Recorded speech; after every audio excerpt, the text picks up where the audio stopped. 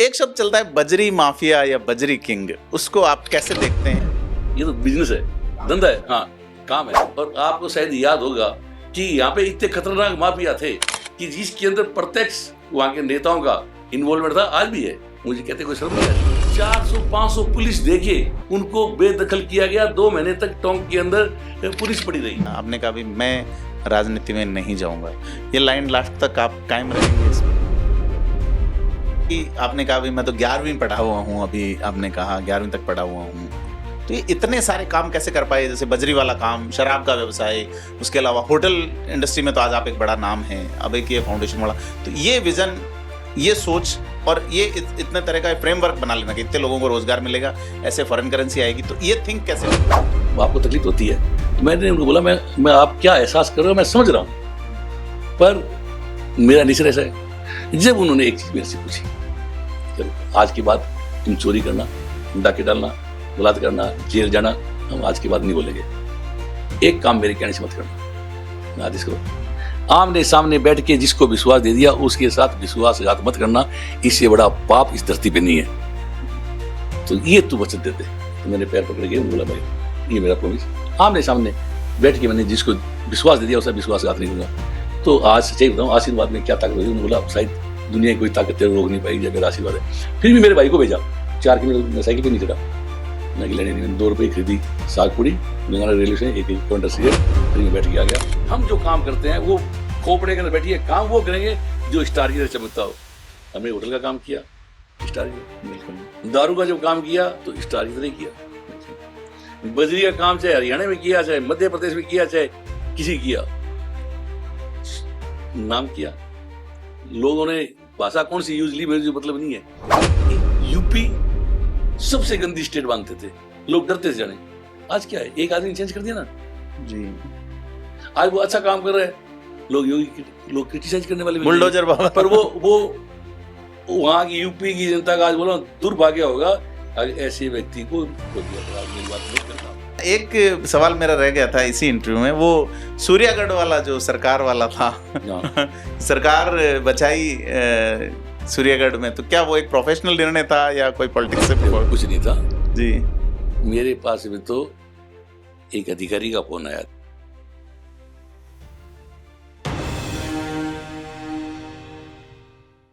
कुछ कहानियां ऐसी होती हैं जो रेत की तपती जमीन पे जलते पांवों की कहानियां कहती हैं, उन पांवों में सिमटे हुए छालों की कहानियां कहती हैं, और कहानियां कहती हैं कि किस तरह से उन छालों को पीछे छोड़ के, उन छालों के दर्द को पीछे छोड़ के कोई एक शख्सियत आगे निकले और आगे निकल के एक ऐसा रास्ता तय करे। कोई चलता पद चिन्हों पर, कोई पद चिन्ह बनाता।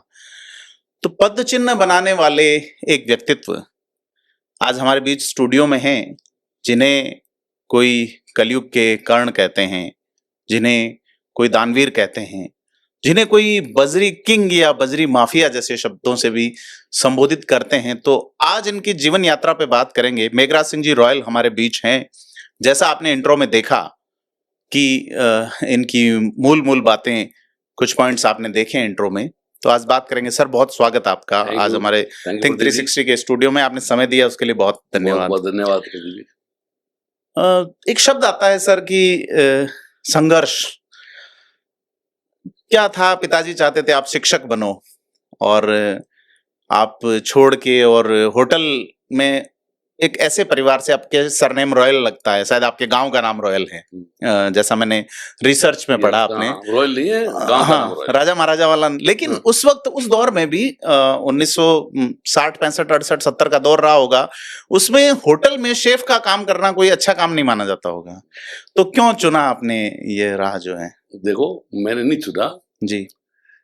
हमारे एक जानकार थे भीम सिंह जी, राजस्थान टूर वाले, आज भी है जी। उनसे हमारे रिलेशन थे। तो मेरे फादर ने उनसे संपर्क किया, तो जयपुर शहर के अंदर नया फूड क्राफ्ट इंस्टीट्यूट खुला था। हम पढ़ाई में कमजोर थे, तो फादर ने हमारे यहाँ पे छोड़ के चले गए। हमने अप्लाई किया, एडमिशन हो गया।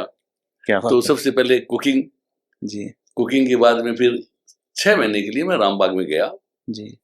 तो विक्रम सिंह जी नाम के यहाँ पे जनरल मैनेजर थे, तो उन्होंने 2 लड़के सिलेक्ट किए, एक मेरे को, एक उनको, 5 साल की ट्रेनिंग के लिए।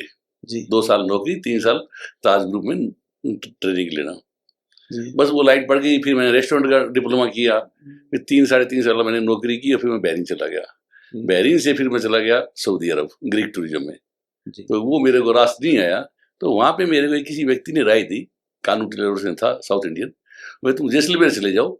जी उस जमाने में। उस जमाने 1985। ओह तो उसने ये बोला कि जैसलमेर आने वाले टाइम में वर्ल्ड के टॉप नक्शे पे आ सकता है, अगर वहाँ पे कोई अच्छी योजना के तहत काम किया जाए तो आप वहाँ पे एक ढाबा खोल लो छोटा सा, जी और उसमें जो लोकल आपका खाना है वो बनाओ, और एक रोज जैसलमेर। तो उस टाइम जैसलमेर में ज्यादातर 2 देशों के लोग ज्यादा आते थे, फ्रेंच और जर्मन, क्योंकि उनकी खुदाई चल रही थी, तेल की खुदाई। जी तो उन्होंने वहां जाके वक्तपूर्ण जैसे एडवर्टाइजमेंट की, भाई ऐसा शहर है, और उस टाइम तो कुछ था ही नहीं जैसलमेर के अंदर। जी तो हमने एक 8 कमरों का ऊँटों का तबेला ले लिया। अस्तबल लिया आपने ऊँटों का। अस्तबल। बिल्कुल तो वहां पे फिर हमने झोपड़ी बना के, छान डाल के जी रेस्टोरेंट खोला, और वो हमारा धीरे धीरे चला। फिर वहां पे कलेक्टर आए 1987 के अंदर, जी ललित के पवार साहब। जी डॉक्टर ललित के हाँ। पवार जी मैंने उनको बताया तो उन्होंने मेरी बात पे विश्वास किया। जी तो उस टाइम उन्होंने सारी जमीनें सरकारी होती थी, तो उन्होंने 2 जोन बनाए। तो पहला होटल ऑक्शन में आया, वो आया गौरबंद, हमने लिया जी पहला और प्लॉट, और उसमें गौरबंद पैलेस नाम से एक 5 स्टार होटल खोला, जी बगैर पैसे के, जी बगैर, पर जो आदमी का जुनून होता है, कुछ करने की योग्यता होता है, तो भगवान आगे से आगे रास्ता निकाल देता है। जी तो पहला हमने बनाया, और आज जैसलमेर वर्ल्ड के टॉप नक्शे पे है। और हमारा होटल भी आज की तारीख के अंदर, उस टाइम मजबूरी में मुझे भेजना पड़ गया कि अयोध्या कार्ड, बॉम्बे कार्ड, सरकारें गिर गई, तो टूरिस्ट आने बंद हो गए, इतना टूरिस्ट था भी नहीं। उसके बाद के अंदर मैंने ये सूर्यगढ़ बनाया, जो आज आपके लोगों के सामने है, और एशिया का बेस्ट अवार्ड हमें मिला हुआ है। जी बिल्कुल। आपने जैसा सुना मेघराज सिंह जी को, 1985 में विजन लिया। मैं 2004 में बाड़मेर गया था सर पत्रकारिता करने, तो बाड़मेर जैसलमेर को 2004 में भी लोग काला पानी कहते थे, और आप तो 1985 की बात कर रहे हो, मैं उसके 1 साल बाद पैदा हुआ हूँ। तो उस जमाने में ये विजन आना कि होटल इंडस्ट्री हो सकती है, और खास करके बुटीक होटल की अवधारणा, खास करके जैसलमेर में 5 स्टार होटल, तो बड़ी बात है। ये भी मैंने सुना है कि रामबाग में नौकरी करते वक्त आप कोई ट्रे हाथ में लेके खड़े थे। हाँ। तो वो क्या हुआ कि जब ट्रेनिंग में थे, जी तो मेरी कुकिंग का जॉब था, जी फिर मुझे रेस्टोरेंट की भी ट्रेनिंग लेनी थी। जी तो मैनेजमेंट अच्छा था रामबाग का, जी तो मैं 8 घंटे तो काम करता था कुकिंग का, जी और 2-3 घंटे में करता था रेस्टोरेंट में काम। जी तो रूम सर्विस लेके मैं ट्रेन लेके जा रहा था, सामने भीम सिंह जी ऑफिस था रास्ता में। तो मुझे बड़ी शर्म सी आई, झिझक आई।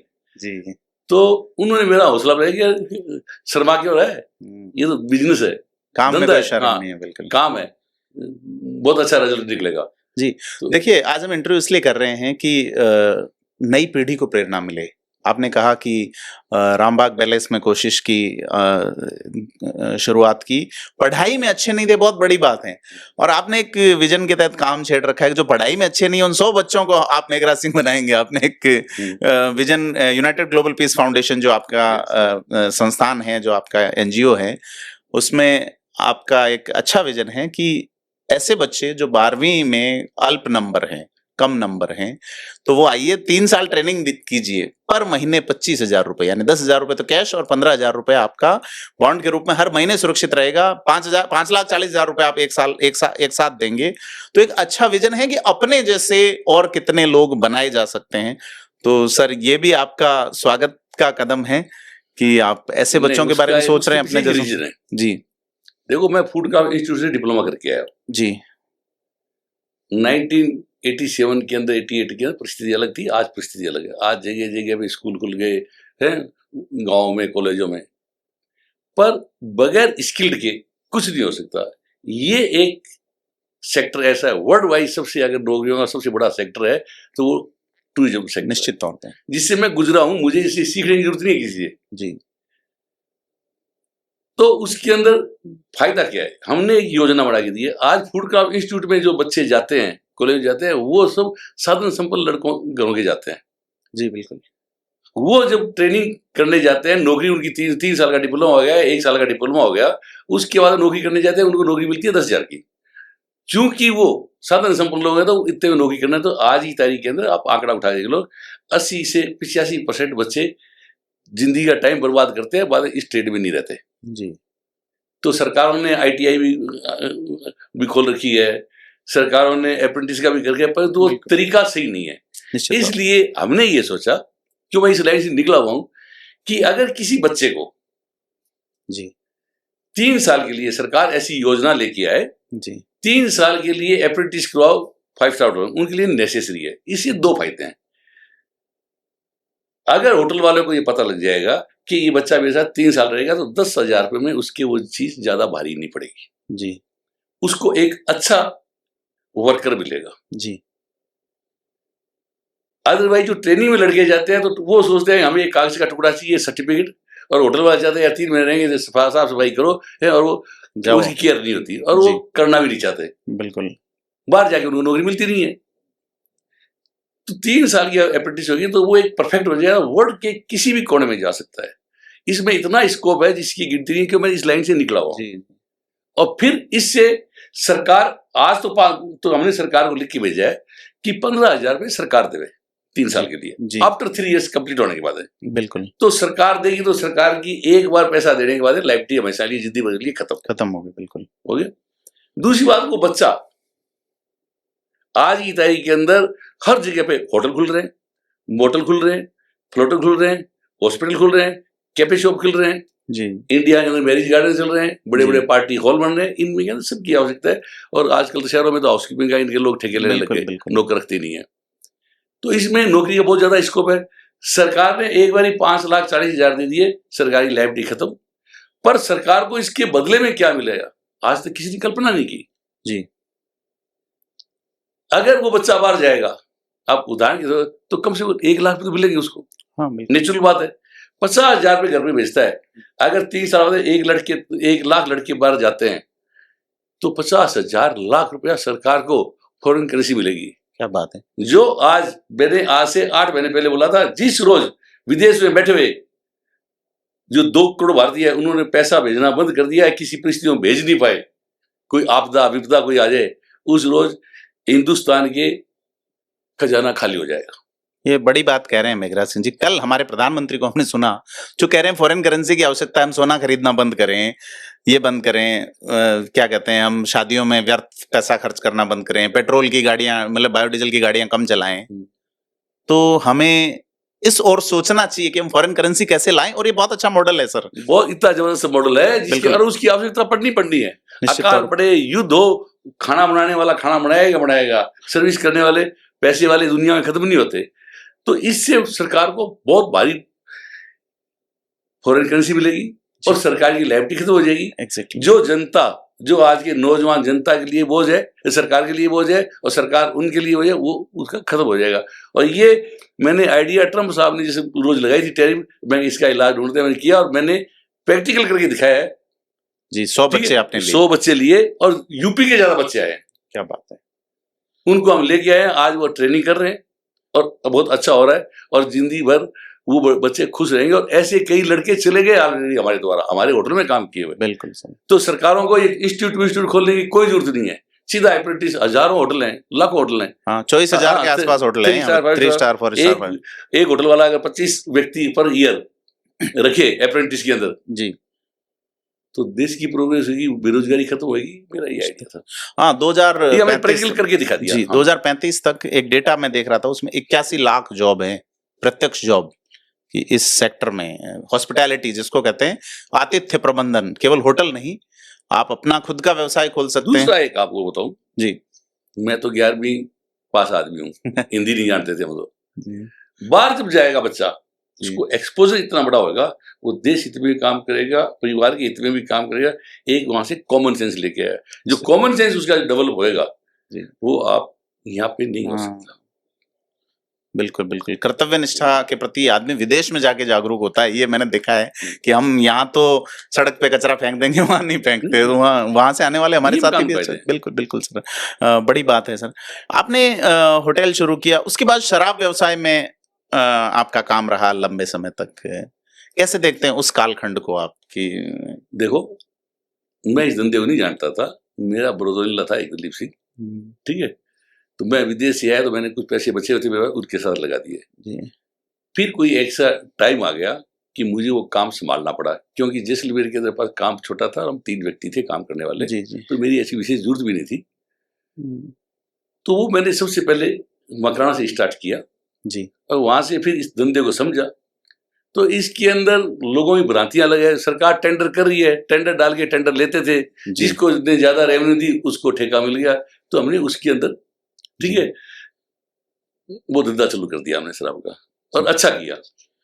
उसमें एक मैंने ये सुना है कि आप पहले ये था कि एक ठेकेदार होता था और लोगों को मतलब कुछ ही लोगों को फायदा मिलता था। आपने एक ऐसा मॉडल डेवलप किया कि पार्टनरशिप सिद्धांत या शेयर धारकों का सिद्धांत उसमें शुरू किया था, ऐसा मेरे को रिसर्च के अंदर मेरे पास आया कि आपने। देखो, जब उस टाइम मोनोपोली नहीं कह सकते, डिस्ट्रिक्ट वाइज होते थे। जी बिल्कुल, डिस्ट्रिक्ट वाइज होते, कई बार तहसील वाइज भी हुए, कई बार 3-3 डिस्ट्रिक्ट एक भी हुए, उससे सरकार को रेवेन्यू अच्छी मिलती थी। और नीचे जो आपका ये अधिकारी वगैरह ना, ये काम भी अच्छा करते थे। बिल्कुल।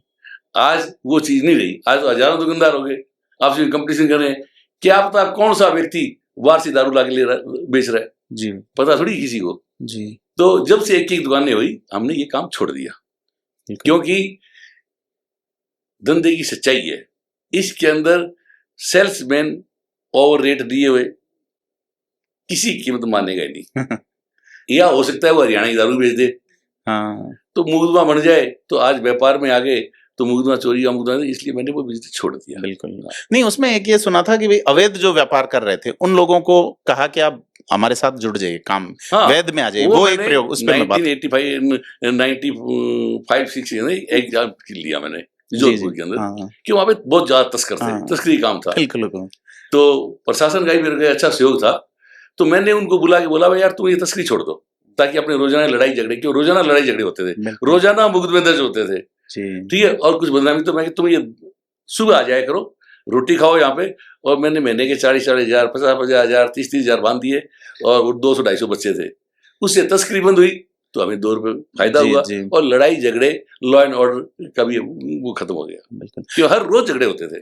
बिल्कुल सर, एक शब्द चलता है आपको लेके, 2-3 शब्द हैं, जैसे एक शब्द हमने गूगल पे सर्च किया तो कलयुग के कारण, कि भाई कोई भी आपके पास आया तो निराश नहीं गया। एक शब्द चलता है बजरी माफिया या बजरी किंग, उसको आप कैसे देखते हैं? कि एक आपने तो ठेके लिए हैं, तो इस शब्द को कैसे देखते हैं आप? देखो, जो लोग अवैध कर रहे हैं जी, करते थे जी, और कर रहे हैं जी, जिनको वहां के लोकल राजनेताओं का संरक्षण था जी, उनको ये बात डाइजेस्ट नहीं हुई कि ये काम सुप्रीम कोर्ट के आदेश से राजस्थान सरकार ने ऑक्शन कर दिए। ऑक्शन कर दिए, तहसील वाइज हुए ऑक्शन जी, राजस्थान के 102 ऑक्शन हुए, ये सुप्रीम कोर्ट का आदेश था। और मैं आज फिर आपको बोल रहा हूं, अगर हिंदुस्तान में सबसे बेस्ट पॉलिसी कोई बनी थी, या तो पहले एक बार हरियाणा की बनी थी या राजस्थान की बनी थी, बजरी के मामले। इन्होंने जो अवैध करने वालों ने इसका प्रेडिक्शन अलग निकाला, कभी विधानसभा में, कभी किस में, ठीक है। जब वो अवैध करते, उन पे अवैध पे अंकुश लगा, जी, अंकुश लगा, सरकार के सहयोग से लगता है जी, बिल्कुल। और आपको शायद याद होगा कि यहाँ पे इतने खतरनाक माफिया थे कि जिसके अंदर प्रत्यक्ष वहां के नेताओं का इन्वॉल्वमेंट था, आज भी है, मुझे कहते कोई शर्म नहीं आ रही जी। 400-500 पुलिस देके उनको बेदखल किया गया, 2 महीने तक टोंक के अंदर पुलिस पड़ी रही, लॉ एंड ऑर्डर नहीं बिगड़े इसके लिए। तो आप देख सकते हो कि किस तरीके माफिया पनपा हुआ था जी। आज अगर अवैध करनी हो जी, सरकार बेवकूफ नहीं होती, सरकार ने पहले ही इंतजाम कर दिया कि सरकार के पैसे डूबे नहीं। 50 लाख रुपए की रिजर्व प्राइस थी पूरे राजस्थान की जी। जिनको टेंडर मिला 460 करोड़ का, जिसे 70-80% काम हमने लिया, हमारे ग्रुप ने लिया, काम ले लिया, परंतु उन्होंने, सरकार चेंज होगी, बिल्कुल, सुप्रीम कोर्ट ने अलाउ कर दिया। जब जो अवैध कर रहे थे उनको डाइजेस्ट नहीं हुआ ये चीज, तो उन्होंने इस काम को बदनाम किया जी, ठीक है। जिस रोज हमने टेंडर पड़े थे तो इस बाइनिंग डिपार्टमेंट में लड्डू बांटे गए थे, भाई इतनी बड़ी रेवेन्यू सरकार को मिल रही है। अब हुआ क्या, हमने लगाया अंकुश, हम बनिए के तो पैदा हुए थे नहीं हमारा तो काम ही मेन पावर का था बिल्कुल, ठीक है, मेन पावर का था। तो उस वजह से सरकार को रेवेन्यू खूब मिली। और हमारी चोरी किस बात की माफी है? हमने टेंडर लिया, हमारी क्वांटिटी फिक्स है, पैसा फिक्स है। और आपको एक चीज और बता दूं कि इन्होंने जो बदनाम, आज तो 50 रुपए रोल्टी का रेट, उस टाइम होता था 30-40 रुपए। 40 रुपए लिए हम चोरी क्या करेंगे? जी बिल्कुल। रेट हमारा खुला है, हम कितने में बेचे? और 460 करोड़ सरकार ने एडवांस ले लिए, तो चोरी किस बात कर रहे हैं? बगैर रवन्ने के कटे हुए हैं, आपका रवन्ना कटेगा नहीं, एडवांस पैसा देना पड़ता है, रॉयल्टी का, जीएसटी का, इनका सबका। तो इसकी एक गलत भ्रांति है, ये अपने उल्लू सीधा करने के लिए, अवैध करने के लिए ये काम करें। और नियत में प्रैक्टिकल दिखा दूं। जी, मतलब आपके पास टेंडर था, आपने सरकार को रेवेन्यू दिया। हाँ, सरकार रेवेन्यू दी। आईपीसी की भाषा में समझो मैं तो लोक सेवक कहेंगे कि भाई पब्लिक के लिए रेवेन्यू कलेक्ट किया है, और शब्द जो लोग अवैध कर रहे थे उनको लगा कि भाई हमारा काम चला गया, है ना, एक लीगलाइज। देखो यहाँ पे क्या है साहब, हिंदुस्तान के अंदर कोई बिजनेस हो, अनरेगुलेटरी होती है। जब सरकारें खिलाफ होती है, अधिकारी खिलाफ होते हैं, नेता तो अनरेगुलेटरी को अनलीगल करके, ठीक है, बदनाम भी किया जाता है और नुकसान पहुंचाया जाता है, जो आपके सामने। बिल्कुल। तो ये है, कोई चीज अनलॉफुल नहीं है, अनरेगुलर है, तो उसको इलीगल बताने की कोशिश की बात मेघराज सिंह जी कह रहे हैं। एक मैं जानना चाहूंगा सर कि आप बहरीन गए थे, आपका निजी अनुभव क्या रहा? 1800 रुपए की नौकरी उस दौर में थी आपकी, जब मैं तो पैदा ही नहीं हुआ हूँगा, बहुत बड़ी रकम रही होगी उस वक्त, शायद 1 तोला सोना आता था उस वक्त। इतने रुपए में आज सोने की कीमत 2.5 लाख रुपए तोड़ा है।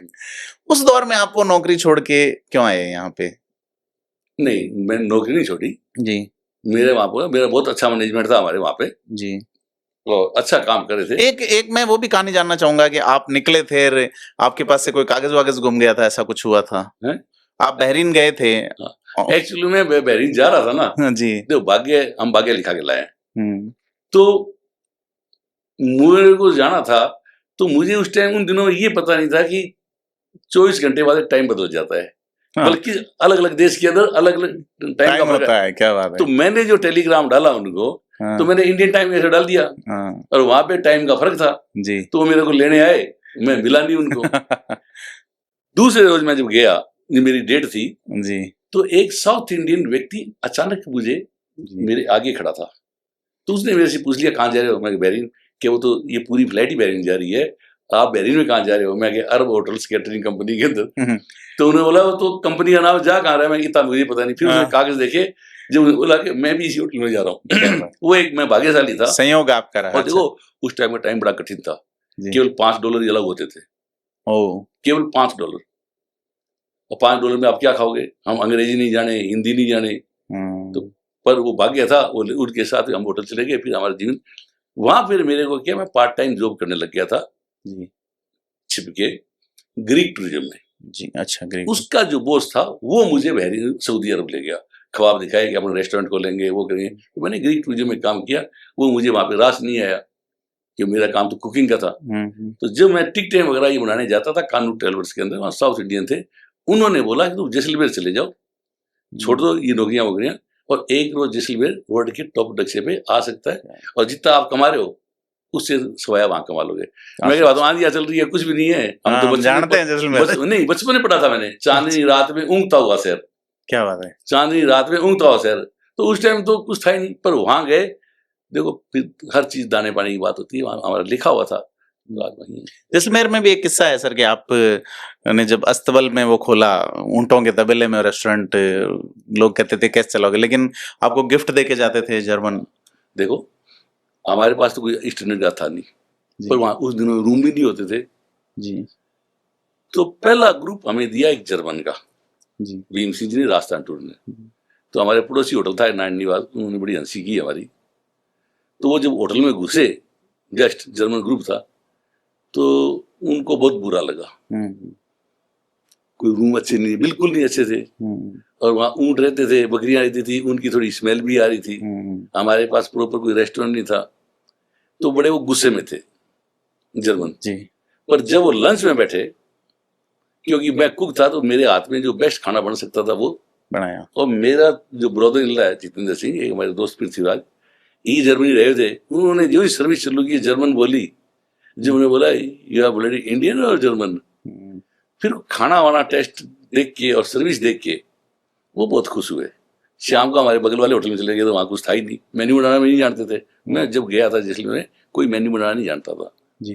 तो शाम को वापस आ गए, जाते वक्त वो कमेंट लिख के गई, रूम नथिंग, ठीक है, परंतु food and service better than Rambagh क्या बात, और उमेद भवन पैलेस। फिर वो मेरे कार्टियर घड़ी इनाम देके गई। क्या बात है सर, कार्टियर घड़ी। ग्रुप लीडर थी वो। तो इस घड़ी से वक्त बदला मेघराज सिंह जी का। और आप आगे चले। एक मैं बात जानना चाहूंगा, बाद में बीकानेर के जो अंतिम महाराजा थे नरेंद्र सिंह जी आपके संपर्क में रहे। आज बीकानेर के 2 महल आप होटल के रूप में चला रहे हैं, लक्ष्मी निवास पैलेस जो महाराजा गंगा सिंह ने बनवाया था, एक नरेंद्र भवन। तो क्या कैसे आप कर पाए ये? नहीं, मैंने एक्चुअली मैं खुद ने कुछ नहीं किया जी। मेरे किसी ने बोला कि भी लक्ष्मी निवास का, मेरे पास पैसे नहीं होते थे। मैंने जब पहली बार लक्ष्मी निवास देखा तो मुझे कुछ क्या पता, मैं बोले एक तरह से बोलते ना, मैं बहुत गहरे सोच में डूब गया था। क्या तो मेरा उसे रिश्ता है क्या 1995। तो मैं 20-25 दिन पड़ा रहा वहां पे, मैं कभी बीकानेर गया भी नहीं था। पर राजा ने सब कुछ किया, मैंने पैसे भी एडवांस दे दिए, साइन नहीं किए। और उस टाइम MP जैन के पास लक्ष्मी निवास था, तो मैं कंप्रोमाइज कर, तो राजा बोला कि तू ले ले, किसका कंप्रोमाइज, जब कुछ भी नहीं था वहां पे, चमचड़े घूम रही थी। फिर 98 के अंदर तो मेरा एग्रीमेंट नहीं, मैं गया नहीं। 98 के अंदर मुझे राजेश्वरी ने बुलाया, जो वहां की राजकुमारी है, कि अभी आप इसको ले लो। उस टाइम राजा की हालत बहुत दयनीय थी, नरेंद्र सिंह की। हाँ, मुझे ये बोला गया था कि ये कटोरा लेके भीख मांगेगा, नहीं तो आप ले लो। तो लालगढ़ पैलेस तो ITC ने ले रखा था, लक्ष्मी निवास में राइट नरेंद्र सिंह जी के थे, तो नरेंद्र सिंह से हमने ले लिया। जी। हमने राजेश्वरी ने हमारी हेल्प की जी। तो वो ले लिया, उसको हमने चालू कर दिया। फिर मरने के बाद में उनके जिस रेजिडेंसी में रहते थे नरेंद्र भवन के अंदर, हमने भी नाम नरेंद्र भवन रखा है, तो नाम नहीं बदला, नरेंद्र भवन लिया, उसको हमने फिर heritage as a house hotel की तरह उसको किया। और आज नरेंद्र भवन का स्टैंडर्ड, बिल्कुल ठीक है, वर्ल्ड के न्यूली फिट होटल में नाम आया जब उन्होंने खोला था इसको, तो वो भाग्य से आ गया। जी, मतलब गंगा सिंह की एक परंपरा। और दूसरी बात यह है कि देखो, हम इस जाति में पैदा हुए हैं जी। हम महलों में तो पैदा नहीं, पर महल देखे तो है ना। तो मेरा अपना एक शौक अपने आप जागा हुआ है हेरिटेज होटलों में, जी जी, हेरिटेज प्रॉपर्टियों में। जी, मुझे अच्छे लगते हैं। अब मुझे पता है इनमें कमाई नहीं है, फिर भी मैं ही करता हूँ। जी, ऐसा कहते हैं बहुत सारी हवेलियां रिस्टोर की है आपने। आप उत्तर प्रदेश में भी कुछ होटल्स पे काम कर रहे हैं, मध्य प्रदेश में भी कर रहे हैं, उत्तराखंड में भी एक होटल है आपके पास में। तो लंबा आपका काम चल रहा है। मैं ये जानना चाहूंगा कि राजस्थान का एक व्यक्ति जो राजस्थान में अलग अलग तरह के बिजनेस में आते हैं, फिर होटल इंडस्ट्री आपका एक कोर एरिया MRS ग्रुप जो है उसका, वो मध्य प्रदेश गए, उत्तराखंड गए, UP गए। 4 स्टेट में क्या मानते हैं, कौन सा मॉडल आज के टाइम में बेस्ट है? देखो जी, अगर निष्पक्ष बताऊं, हाँ बिल्कुल निष्पक्ष। अगर आज तक ये बिजनेस करना है जी, तो योगी के राज में करो। उत्तर प्रदेश क्या बात है? हमने सब स्टेटों में काम कर लिया जी, जहां बिल्कुल निष्पक्ष, जी, भयमुक्त, जी, और आपका काम डिले हो रहा है। अगर आपने जो योगी सरकार में उनके नुमाइंदे, चाहे वो सेक्रेटरी हो, चाहे ऊपर जो उनको मॉनिटरिंग कर रहे हो, उनको आप सिर्फ सिंपल लेटर डालो जी, या उनके पास जाओ और आपके काम को जल्दी जल्दी करने का प्रयास होता है। जी, और बहुत ही पॉजिटिवली, हम तो गए थे ऐसी, जी, बॉम्बे के अंदर मीटिंग थी योगी सरकार की, तो बॉम्बे गया था मैं, चल देखते हैं। तो ऐसे ही क्वेश्चन कर लिया वहां के सेक्रेटरी से, मेरे राम जी थे बहुत अच्छे अधिकारी जी। तो मैं कहा साहब ये आप मीटिंगें कर रहे हो, होटल तो आपको ओबराय, ताज, हिल्टन, सेल्टन, इनको बड़े वालों को दोगे, हमें हमारा तो कोई आएगा नहीं, हम लागू भी नहीं है, तो कैसे मैं आप ऐसी कंडीशन डाल दोगे? मैं कह मेरे पास में दिमाग है, एक के पास में पैसा है जी, और एक मौके पे काम करेगा जी, तीनों का मिलके काम क्यों नहीं कर सकते हम? क्या बात। एक के पास अनुभव है, एक वर्कर है, एक के पास पैसा है, ये कर सकते हो। तो उन्होंने ज्वाइंट वेंचर अलाउ कर दिया। हमने सजेशन मांगे, वो मांग भी सजेशन रहे थे, वो सजेशन मान लिया। और मैं साहब पैसे वाला तो भर देगा, उनकी तो कोई फर्क नहीं पड़ने वाला। हाँ, बिल्कुल। तो हमारे पास में हम पैसा अगर इस जमीन में लगा देंगे या प्रॉपर्टी में लगा देंगे तो फिर बढ़ाएंगे कैसे?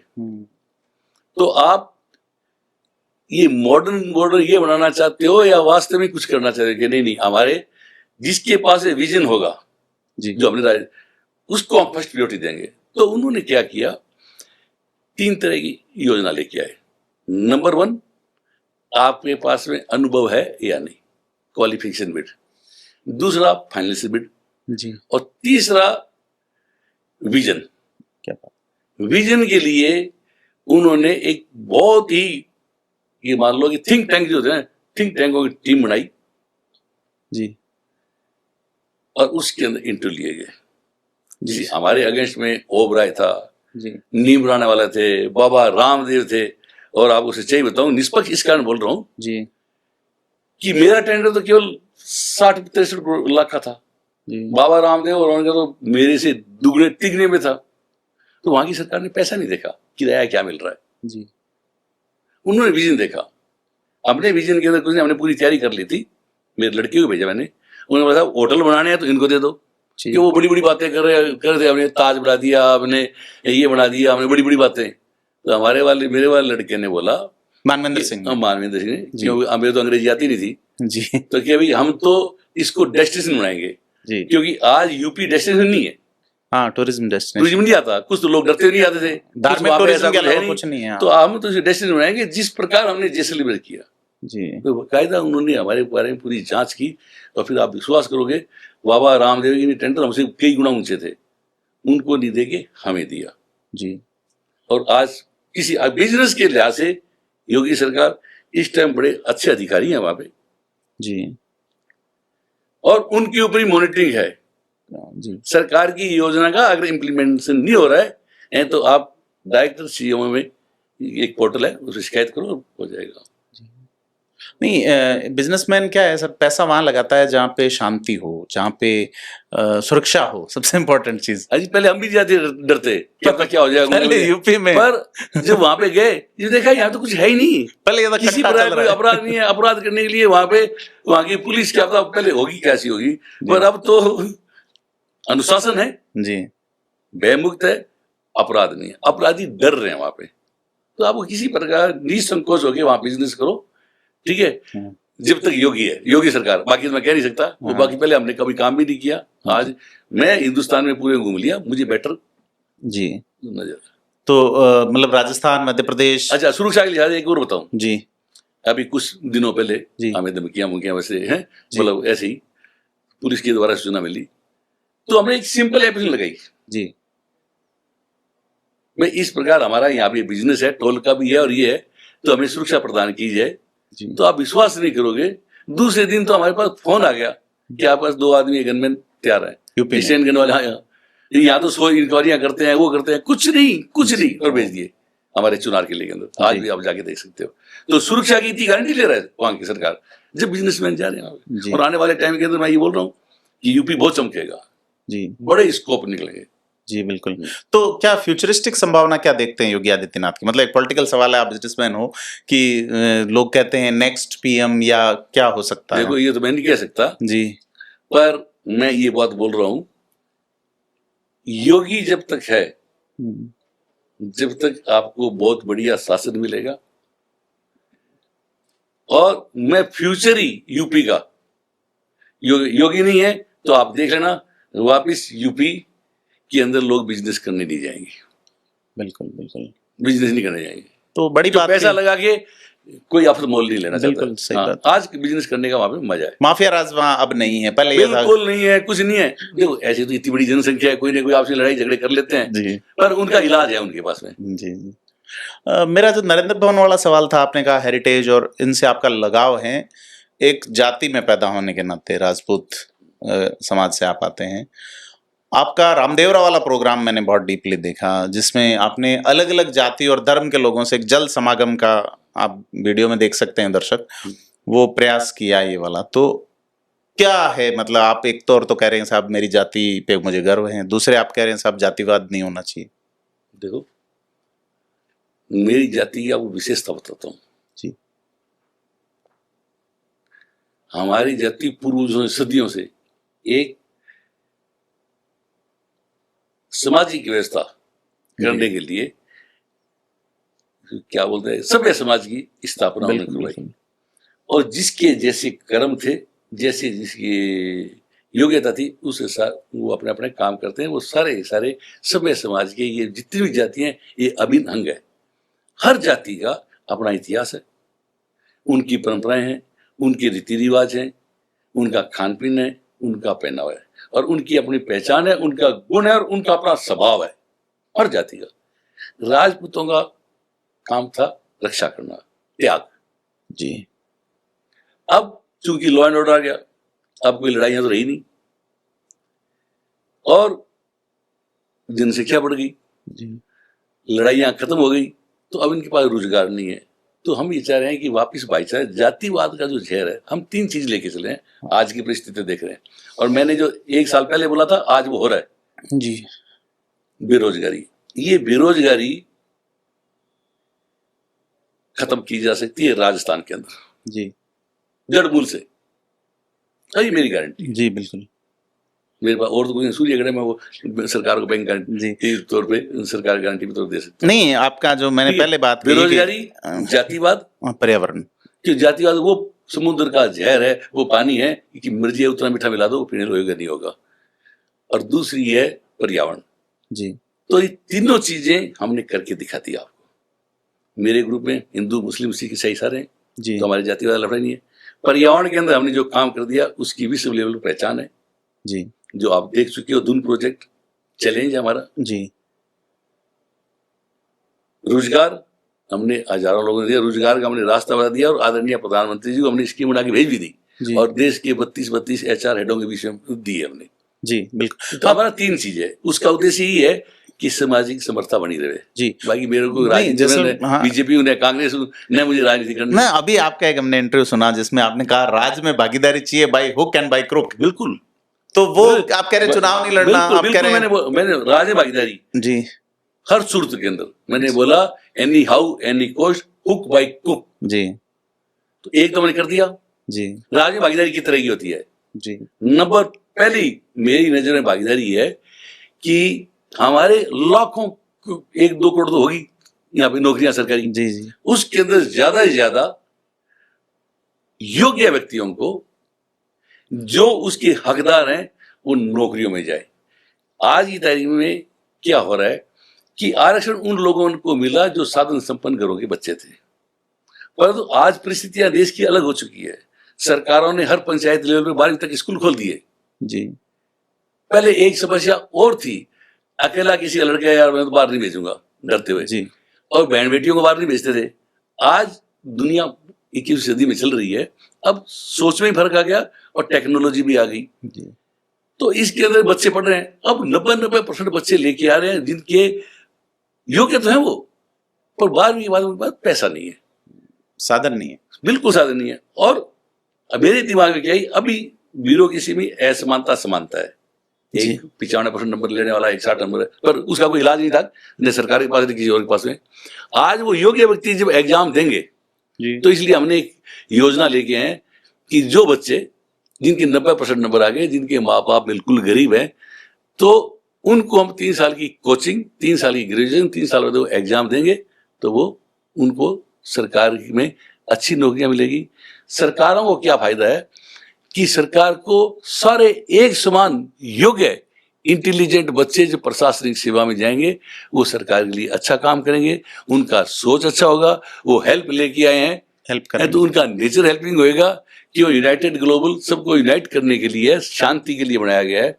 तो उससे जातिवाद खत्म होगा और हो रहा है। मतलब इसमें हर जाति के व्यक्ति को, हर जाति का, कोई जातिवाद का चक्कर ही नहीं हमारे जी। बिल्कुल। तो बड़ी बात, तो वो हम जितना हम कर सकते हैं जी, हम प्रयास कर रहे हैं। नहीं, लोगों का सहयोग मिला तो इसके लिए आने वाले टाइम के अंदर, पर ये जो योजना मैंने बताई है जी, ठीक, जैसे पर्यावरण, इस प्रकार के प्रोजेक्ट जब होंगे, जब सरकार की हेल्प मिलेगी। मेरे 9 साल हो गए जूतियां रगड़ते हुए जी।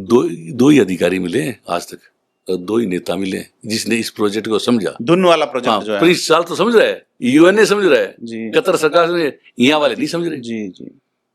इस बात की राजनीतिक रास्ता हमने कह दिया, हमारे द्वारा सुन नहीं रहे और दूसरों को सब महत्व दे रहे हैं। तो बेरोजगारी, अब मैं बेरोजगारी शब्द बोल रहा हूं तो मेरे पास योजना भी होनी चाहिए। योजना, पहले तो बेरोजगारी मैंने होटल लाइन बता दी। दूसरी, कुछ गिफ्ट परमात्मा ने हमें दी है। जी राजस्थान वो प्रदेश है जी जहाँ यूरेनियम निकलता है, मेरे गांव में निकलता है, बिल्कुल। सोना निकलता है, चांदी निकलती है, लोहा निकलता है, तांबा निकलता है, कोयला निकलता है, गैस निकलती है, तेल निकलता जी है, बिल्कुल। जिप्सम है, हर तरह के रेयर मिनरल भी है। ग्रेनाइट है और वगैरह उसके सब। बाद यहाँ बेरोजगारी। फिर जो सबसे बड़ी चीज भगवान ने दी हमें, वो दी है एनर्जी। सूरज भगवान का, धरती भगवान की। तो बैठे बैठे दिमाग में आई कि बेरोजगारी कैसे खत्म हो। अभी प्रैक्टिकल बता रहा हूँ। जी जिस प्रकार अभी सरकार सोलर पार्क लगा रही है, लोगों को दे रही है, बड़ी कंपनियों दे रही है।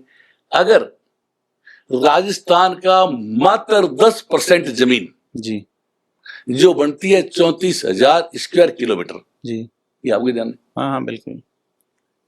उसके अंदर प्रति व्यक्ति जी बेरोजगार गरीब अगर 6 एकड़ जमीन दे दी जाए बेरोजगार को, तो 15 लाख लोग आते हैं। आप कैलकुलेट कर लेना, जी 34,000 स्क्वायर किलोमीटर बाई 247, जनता नहीं जानती, जी बिल्कुल। उसको 6 का भाग दे दो। जी बिल्कुल। उसके अंदर क्या करना है, 4 एकड़ में तो लगेगा सोलर। जी 1 मेगावाट बिजली की इनकम है आज 50 लाख ईयरली। ठीक है। और 2 एकड़ में पेड़ लगाओ। कोई वन विभाग को लगाने की जरूरत नहीं है। 30 लाख एकड़ जमीन में जो पेड़ लगेंगे, आपको 50 लाख कमाई, तो आपके लिए नेसेसरी है वो। फिर उन पेड़ों की कार्बन क्रेडिट मिलेगी, सरकार खुद के पास में रखे, पंचायत को दे, या जिसने पेड़ लगाए उसको दे। जी नहीं अभी तो ये पेड़ हमने काट रहे करके हैं। दिखा दिया। तो एक चीज में 2 चीज, 15 लाख लोगों को रोजगार मिलेगा प्रदीप सिंह जी, तो 15 लाख गाड़ियां आएगी। गाड़ियां फिर ढाबे भी खुलेंगे, पेंसिल की दुकानें भी खुलेगी, डीजल की दुकानें भी खुलेगी, पेट्रोल पंप खुलेंगे। फिर 15 लाख ड्राइवर चाहिए। फिर घर वाली बोले भाई इनकम हो गए, तो फायदा क्या है, फिर 15 लाख नौकर भी चाहिए। फिर जब आपका स्टैंडर्ड बढ़िया हो गया, आप अपने बच्चों को इंग्लिश स्कूलों में, देशों में, विदेश में, अच्छे स्कूलों में, आपके बच्चे विदेशों में पढ़ेंगे। उससे क्या होगा कि जो फालतू की बातें दिमाग में आती है, आज की तारीख में हम एक काम पे और करें, मेंटल हेल्थ। हर आदमी मानसिक रोगी होता जा रहा है। ये बड़ी बात है। जो हम ऑस्ट्रेलिया में एमओ भी करके आए हैं, हाँ आप अभी जो हम तो ग्लोबली कर रहे हैं। तो इससे क्या होगा, जब आदमी धंधे लग जाएगा तो फालतू विचार उसके दिमाग में नहीं आएंगे। जी थाला बेटा हमारे बोलते हैं, वो खोटे काम करेंगे। सही है। तो बेरोजगारी रहेगा। 1,80,00,000 रुपए में पेट भरता है। ये जो साइड में जो बिजनेस खुलेंगे ना, वो अलग, और वर्ल्ड के टॉप नक्शे में जाएगा। यूएनए के इस तरह गोल पूरे कर देंगे। और पर्यावरण हमने करके देख लिया। जी बिल्कुल। आप आइए और देखो हाँ साइंटिफिक तरीके से। मैं एक धुन पे भी हम एक वीडियो करेंगे हाँ। आपके साथ में। धुन एक प्रोजेक्ट है, जैसा बता रहे हैं वीडियो में, कि वो भारत का पहला बी कॉर्प सर्टिफिकेट वाला एक प्रोजेक्ट है, जो सस्टेनेबल जो है हाउसिंग उसको लेके, और किंग चार्ल्स के जो प्रोजेक्ट है, 4 प्रोजेक्ट वर्ल्ड वाइड, उसमें से भारत का एकमात्र प्रोजेक्ट है और एशिया का एकमात्र प्रोजेक्ट है। तो वर्ल्ड का प्राइवेट। बिल्कुल। अब मैं इसकी एक चीज बता रहा था आपको। जी पर्यावरण का काम कर दिया जी। आप देखो, जी टूरिज्म लाइन हम कर रहे हैं, हमने एक मॉडल बना के दे दिया और कर रहे हैं। तीसरा, 10% जमीन आप क्या समझ रहे हो, 34,000 स्क्वायर किलोमीटर चाहिए। अकेले जैसलमेर की 38,000 स्क्वायर किलोमीटर है। हाँ अगर आपको नॉलेज है नहीं है, बिल्कुल। आप देखो। बाकी जोधपुर, जैसलमेर, बाड़मेर, यहाँ किसानों की इनकम क्या है। हाँ, बड़े कोऑपरेट हाउस है, वो खोलो, हमें उसने तकलीफ दी उनसे, पर वो प्राइवेट जमीन ले ना। आज हमने भी सोलर खोला है, हम 25,000 रुपये किराया दे रहे हैं साल का किसान को, तो ये क्यों नहीं दे रहे? इनको लेनी है प्राइवेट जमीन ले। कॉर्पोरेट हाउस का मतलब सोलर वाले पे एक तरह से कब्जा हो रहा है, और ये बड़ी बात आपने बताई। और दूसरा, राज्यों की पॉलिसी में भी मैं समझ पा रहा हूँ कि एक छोटे व्यापारी को अवसर देना चाहिए, या जो बेरोजगार है उसको व्यापारी बनने का अवसर देना चाहिए। देखो, हर व्यक्ति किसी न किसी मामले में माहिर है जी ये तो जानते हो। बिल्कुल। सारे काम एक नहीं कर रहे। योगी के बारे में बोला प्रसाद भाई, आज वहां बिजनेस करने की सबसे ज्यादा स्कोप है जी उत्तर प्रदेश में, योगी के राज में। पर हर प्रदेश की अपनी अपनी भौगोलिक स्थिति है जी, उनकी अलग अलग भाषा है, तो अलग अलग प्रदेश के हिसाब से ही योजना बनानी चाहिए। जी ये गधे घोड़े या गधे एक योजना नहीं होनी चाहिए जी। अलग अलग जाएगी, अलग अलग परिस्थितियां हालात है, उनकी भौगोलिक स्थिति अलग है, उस हिसाब से आपको बिजनेस है। और जो व्यक्ति बिजनेस में, कौन से बिजनेस के अंदर किस व्यक्ति की एक्सपेक्ट रहता है, उसकी बाकायदा सलाह लेनी चाहिए।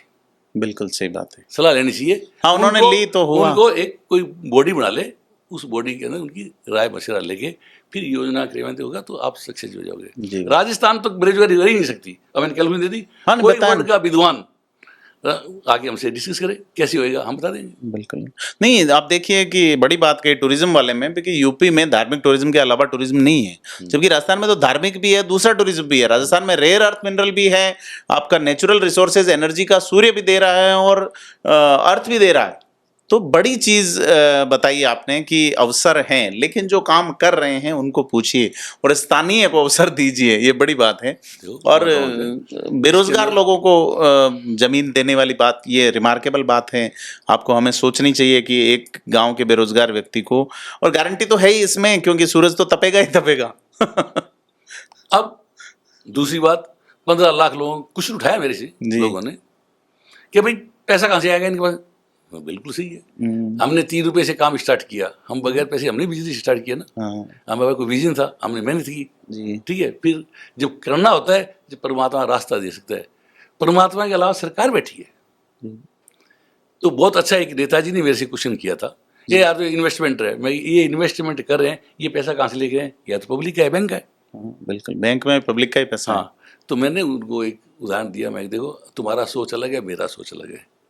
सरकार में भागीदारी के लिए बोले ना, सरकार में अगर अच्छे पढ़े लिखे विद्वान गए होंगे तो एक ही ऑर्डर करना है, CSR का फंड किस काम किया था, जनहित में जी।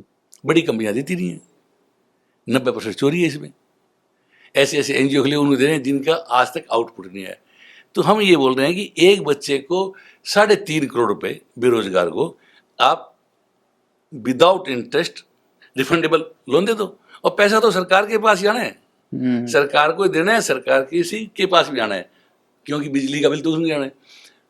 अगर आप कल्पना कीजिए 6 साल बाद में ये CSR के फंड से राजस्थान कहाँ जाएगा। 50 लाख गुणा 15 लाख की आप कमाई सोच लो, जीरो खत्म हो गए कैलकुलेटर में। और दूसरा, अगर राजस्थान के किसानों को जिंदा रखना है जी, पर्टिकुलर बाढ़ जैसलमेर जो सदियों से बेचारे दुखी पानी को तरसते रहे, तो इनकी जमीनें बहुत बड़ी है, उनकी किराए पे लेवे और वहाँ पे बड़ी बड़ी कंपनियां ये पैसा इन्वेस्ट करें जी। तो 1 लाख एकड़ जमीन अगर प्राइवेट लेंगे तो 25,000 लाख रुपया किसानों की जेब में आएगा। तो राजस्थान तो वैसे ही दुबई का बाप बन जाएगा। बट सर, एक इशू इसके अंदर ये है ओरण गोचर वाला। हाँ, और दूसरा है पेड़ आप लगाने की बात कह रहे हैं, 2 एकड़ में लगाए, मतलब कट रहे हैं अब तो उसको आप कैसे देखते हैं? देखो, ओरण का जो आंदोलन कर रहे हैं जी, या गोचर के आंदोलन, इसका भी तरीका है। ऐसी कौन सी समस्या है जिसका हल नहीं? ओरण की जमीन रहनी चाहिए जी, बिल्कुल। ओरण की जमीन जो उनको आप सोलर लगवा रहे हो, बच्चों को दोगे, उनका जिम्मेवारी है कि वो वहां जाके पेड़ लगाएं जी, खुद के पैसों से, क्योंकि उनको बेनिफिट मिल रहा है 50 लाख का जी। 5 साल सेवा करनी है, 5 साल बाद में आप देखो चमन हो जाएगा। फिर जानवरों में चलने दो, सारी जमीनें हमारे व्यापारियों के लिए, इनके लिए है क्या, जानवरों के लिए कुछ छोड़ो। गोचर है, उसको बाकायदा आइडेंटिफाई होना चाहिए, और इसका बेस्ट तरीका हिंदुस्तान में एक ही हो सकता है जी, और कोई तरीका नहीं है। जो प्रैक्टिकल जाके देख लो, जो वेस्टेज मटेरियल पड़ा है राजस्थान का, माइनिंग का, पहाड़ के पहाड़ लगे हैं जी, उनसे आप 4 दीवारी बना दो ना, तीनों के फॉरेस्ट करवा दो जी। लगना तो सीमेंट बजरी है जी, बिल्कुल बिल्कुल। नरेगा के अंदर आप ऑलरेडी मजदूरी दे रहे हो, जिसको नरेगा में काम करना कर लेगा वहां पे मजदूरी, कारीगर का मजदूरी वो कर लेगा ना, उसमें कोई दिक्कत नहीं है। तो इनके 4 दीवारी बना दे, नहीं तो कोई कब्जा करेगा, नहीं कुछ। और वहां से अंग्रेजी बबूड़ जितने भी हैं जड़ मूल से निकाल के फेंक दो जी, ठीक है। उसकी योजना होनी चाहिए पंचायत लेवल के ऊपर, किसी को बनाने नहीं आती तो हम बना के दे देंगे। और फिर आप देखो, हमने किए है ना, बंजर जमीन के अंदर जहाँ पानी भी नहीं है, हमने किया है ना, पानी की व्यवस्था भी की है हमने जी। क्या सब आप हम वही बात कर रहे हैं जो हमने करती है, पहले करते हैं फिर दिखाते हैं। बिल्कुल। हाँ, वो मैंने सूर्यागढ़ वाला वो देखा आपका एक वीडियो, जिसमें था कि ऊपर सोलर के प्लेट्स हैं और नीचे आप, ये वर्ल्ड का उदाहरण है। हम छोटा मोटा काम करते हैं, पॉलिटिक्स कहते हैं उसको एग्रीकल्चर में। हमारे सूर्यगढ़ के अंदर जो हमने सोलर लगाया है जी, उसके आप बढ़िया योगा कर सकते हो सुबह उठ के, आप बढ़िया उसमें वॉकिंग कर सकते हो और ग्रीन सब्जियां आप खा सकते हो। सोलर के नीचे हमारी सब्जियां उगती है और फूल 60 क्विंटल के लगभग इस बार सब्जी दी है हमारे 2 व्यक्तियों ने सोलर के नीचे से। क्या बात है। और फूल जो सजाते हैं होटल रूम वगैरह, ये 1 रुपया बाजार से नहीं खरीदता। तो आप प्रैक्टिकल जाके देखो ना। जी नहीं, वो राज में भागीदारी वाला लोग ये समझ रहे हैं कि आप पॉलिटिकल पार्टी बना रहे हो एक्चुअल में तो या अभी तो ऐसा कोई सोच है नहीं। जी हम तो योजना बना के सरकार को दे देंगे, जी दोनों को दे देंगे, बीजेपी को दे देंगे, कांग्रेस जी समझ जाए वो योजना लागू है, उसके हम हाथ जोड़ेंगे, उनका समर्थन करेंगे। जी बिल्कुल। नहीं वो आप, मेरे ये समझ में आया बाद में, आप कह रहे हैं भी जॉब मिलना चाहिए, यानी कि सरकारी नौकरियों में वंचित वर्ग का हिस्सा होना चाहिए, ये अभी आपका प्रथमतः प्लान है। गरीब तो, है हाँ, जी जो बेरोजगार है उनके लिए नहीं, आपका मैंने एक स्पीच भी सुना, हमारे चैनल पे भी चला, आपने कहा भी मैं राजनीति में नहीं जाऊंगा, ये लाइन लास्ट तक आप कायम रहेंगे इस पे? बिल्कुल 101%। जी मैं भी नहीं लड़ूंगा, मेरी औलाद भी नहीं लड़ेगी। लड़ने का जब मेरे पास समय था, जो एक्सक्लूसिव टिकट जहाँ से मैं चाहता वहां मुझे देने को तैयार थे 2004 में, हम जब भी नहीं लड़े। ये चौटाला परिवार, इनको 3 सीटें दी गई थी, मेरे को बहुत बोला, मेरे अच्छे संबंध थे, मेरे बच्चे जैसे लाइक करते थे ओम प्रकाश चौटाला, अभय सिंह से मेरे अच्छे रिलेशन है, उन्होंने ऑफर किया, मैंने नहीं किया, मेरा जॉब नहीं है, मैं इसकी लायक ही नहीं हो राजनीति। नहीं, आपके बेटे काफी विजनरी है, उनको काफी अवार्ड भी मिलते हैं। अभी मैं कुछ फेलोशिप्स देख रहा था, इंटरनेशनल फेलोशिप उनको मिली है, और वो आई लव फाउंडेशन चला रहे हैं। वो जैसलमेर में जो एरोप्लेन वाला जो बंद हो गया था वहाँ, वर्ल्ड का पहला उदाहरण है, बिल्कुल वो उन्होंने किया, तो क्यों ना वो चुनाव लड़े? नहीं अगर विजनरी लोग नहीं, हमारा सोच अलग है, उसमें अगर योग्यता होगी जी, जो राज करने वाले जो उसकी योग्यता को पहचान जाएंगे, अपने आप योजना आयोग में बुला लेंगे। चुनाव लड़ने का जरूरत है जी, देश की सेवा ही करनी है।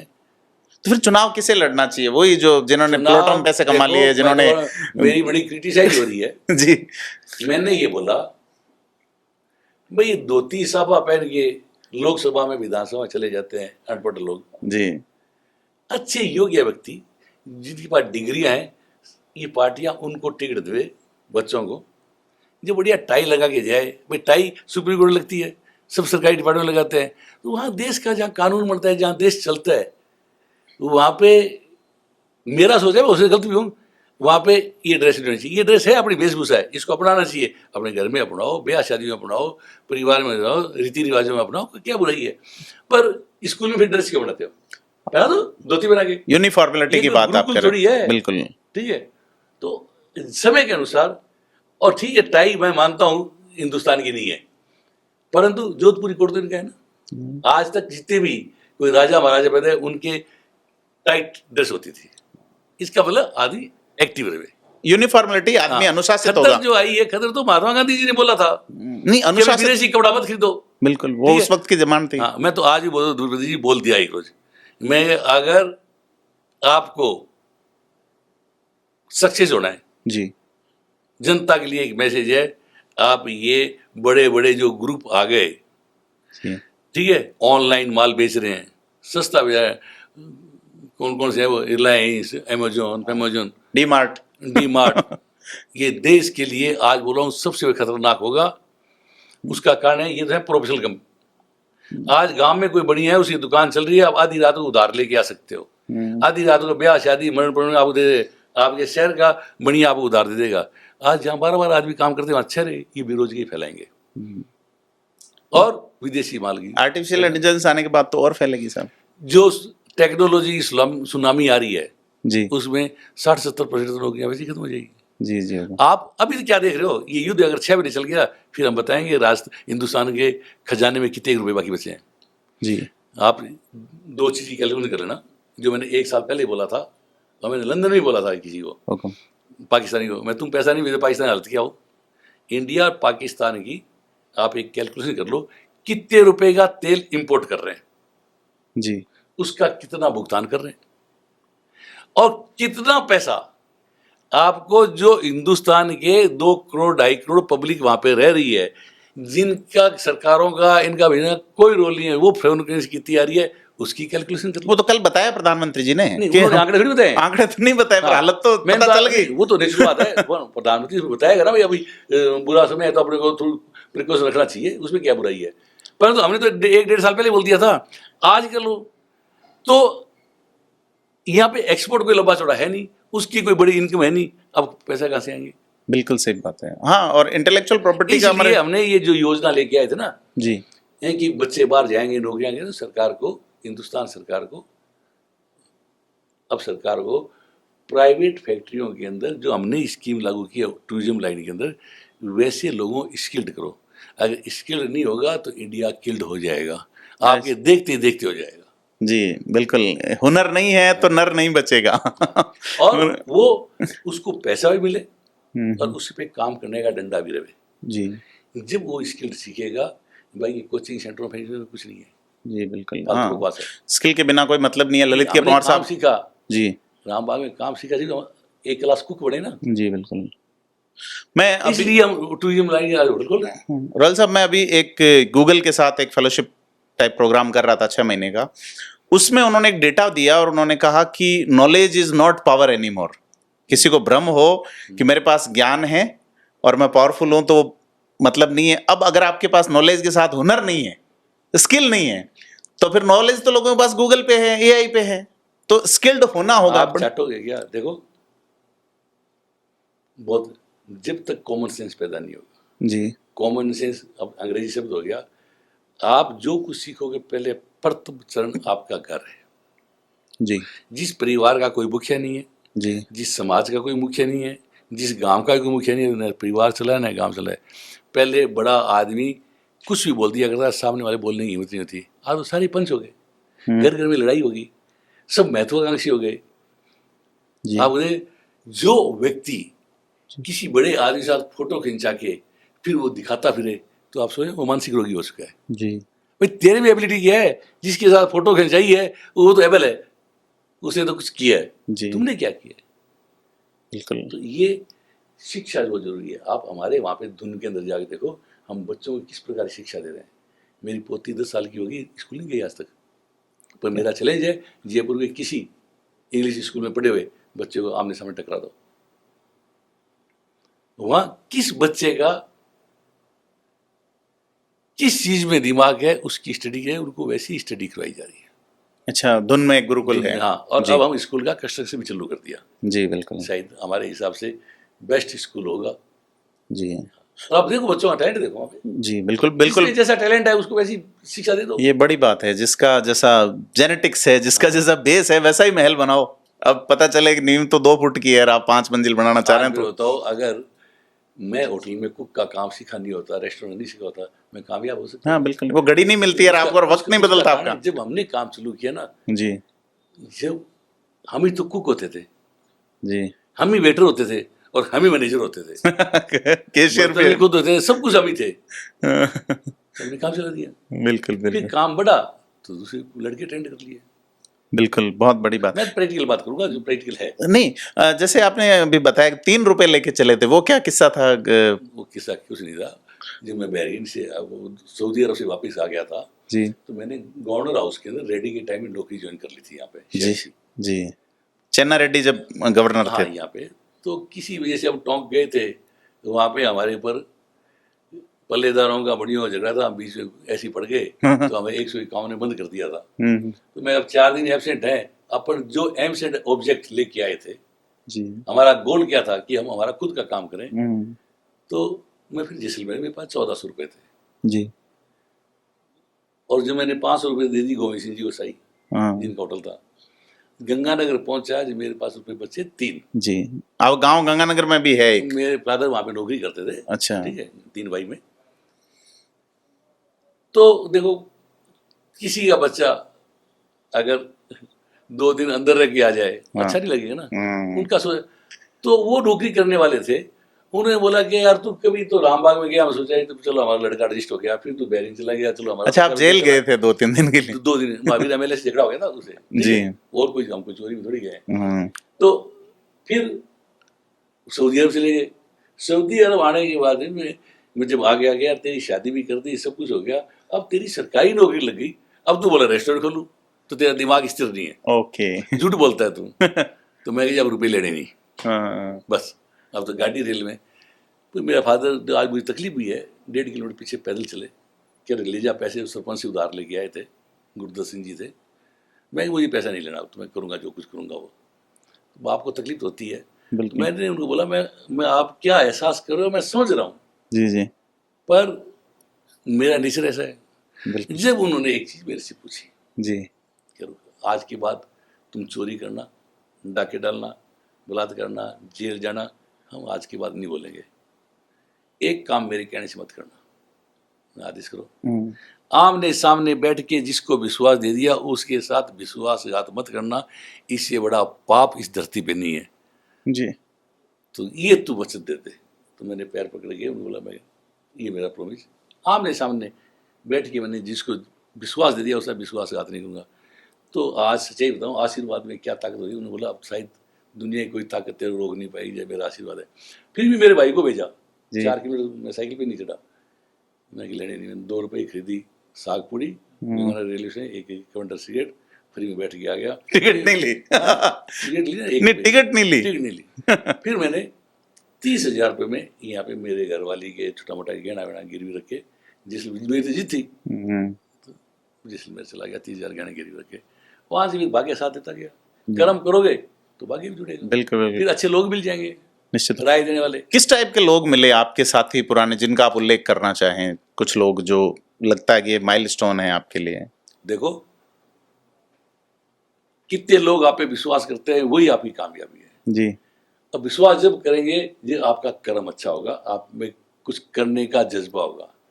तो मेरी जिंदगी में घनश्याम दास पंडित आए, दारू ठीक है, उन्होंने मेरे पे विश्वास किया। एक भीमसेन गर्ग था, उसने किया। तो मेरे पास पैसे वैसे थे, काम मैं कर लूंगा, तो ब्याज लगा के 50% उनका 50%।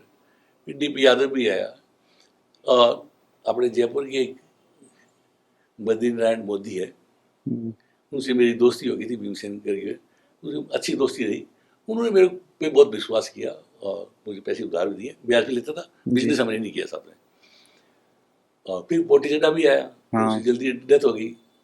फिर अच्छे लोग भी आए जी, ठीक है, उनके साथ किससे तो बहुत है हुक्म आपके साथ। पैसे हमारे पास थे नहीं, ठीक है, बस ये वाला आधा काम, आधा तुम्हारा आधा मेरा, ठीक है। हम उतने हमारी जो टीम होती थी हम उसे बांट लिया करते थे, काम तो करते थे जी। तो देखो आपके पास जज्बात हैं, विजन है, और काम करना पड़ेगा। ऐसे नहीं कि थाली कोई मुंह में तो कोई परोसेगा नहीं। तो काम मेघराज सिंह जी ने किया। सर कहानियां बहुत है आपके पास, लंबा। मैं चाहूंगा कि आप फिर और हम कुछ इंटरव्यूज करें और भी कई मुद्दों पे बात करें। आपके विजन ने मुझे प्रभावित किया। यूनाइटेड ग्लोबल पीस फाउंडेशन के तहत आप दोनों तरह के बच्चों को, वो बच्चे जो पढ़ाई में कमजोर हैं, वो 100 लोगों को आप स्किल्ड बना रहे हैं, और वो लोग जो 90% से ऊपर ला रहे हैं, उन बच्चों को आप जो है वो कर रहे हैं।